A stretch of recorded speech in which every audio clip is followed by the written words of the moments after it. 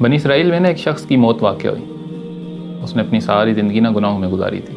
لوگوں نے بھی اس کو اٹھا کے گندگی کے ڈھیر پر پھینک دیا. اس قدر سے آکار تھا کہ لوگوں نے دفنانا بھی گوارا نہیں کیا. اللہ نے اپنے کلیم کی جانب وحی فرمایا موسیٰ فلاں بستی میں میرا ایک دوست وفات پا گیا، تو اس کو جا کے دفناؤ، اس کی عزت افزائی کرو.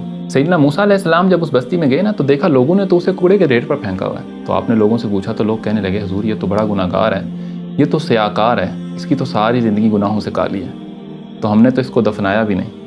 تو آپ نے پھر اس کی عزت افزائی کی، اس کو نہلایا، اس کو غسل دیا، اس کا جنازہ پڑھا اور اس کو دفنا دیا. اور پھر اللہ کی بارگاہ میں عرض کیا یا اللہ یہ تو بڑا گناہ گار تھا، یہ تو بڑا سیاکار تھا، تیرے محبوب لوگوں میں یہ کیسے شامل ہوا؟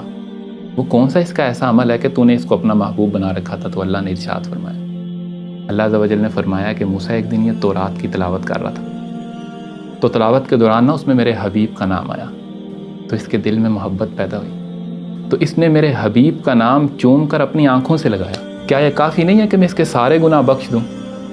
ارے موسیٰ کیا یہ کافی نہیں ہے کہ میں اس کو اپنا محبوب بندہ بنا لوں؟ تو یقین مانیں حضور سے محبت کا نام ہی اصل میں ایمان ہے. اس لیے اللہ کے حبیب صلی اللہ علیہ وآلہ وسلم نے ارشاد فرمایا کہ تم اس وقت تک مومن ہو ہی نہیں سکتے جب تک تم اپنی جان، مال اور ہر چیز سے بڑھ کر مجھ سے محبت نہ کرنے لگو.